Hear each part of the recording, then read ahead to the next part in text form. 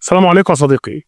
عارف انت يا صديقي ان هرم خفرع اول هرم اتبنى من الاهرامات الثلاثه، وكان مسميينه عامر يعني الهرم العظيم. والا لو ما كانش هو اول من تم بناؤه في الثلاث اهرامات دولت ما كانش سموه الهرم العظيم، كانوا سموه اي اسم تاني. يعني ما اشمعنى اختاروا له الهرم ده او الاسم ده. ده من ضمن الحاجات اللي تعرفها بالدنيا او اللي ما تعرفهاش عن الاهرامات عموما. هي ده صديقي يعتبر اول هرم من ضمن الاهرامات اللي تم بنائها، والدليل انه كان اسمه عامر يعني الهرم العظيم. الهرم العظيم. طبعا لو كان وجود خفرع او خوفو قصدي، لو كان موجود هرم خوفو ما كانش سموا ده الهرم العظيم. اذا ان الهرم ده تم بناؤه، هو اول شيء تم بناؤه، وكانت قابلتهم معضله هشرحها لك في فيديو.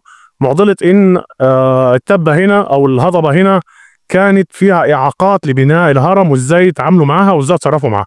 بس اللي طلع اقوله لك النهارده او اللي طلع اقوله لك في فيديو النهارده هو ان مؤكد او في تاكيد او في نظريه بتقول ان هرم خفرع هو اول هرم اتبنى من الاهرامات الثلاثه، عشان كده سموه عامر اللي هو الهرم العظيم. ولو كان موجود هرم خوفو ساعتها ما كانش يتسمى هو الاسم ده. تابعونا على صفحاتنا على التواصل الاجتماعي على اليوتيوب والفيسبوك. انا احمد سفاري، ودي صفحه زي الاشارات ما بتقول. السلام عليكم.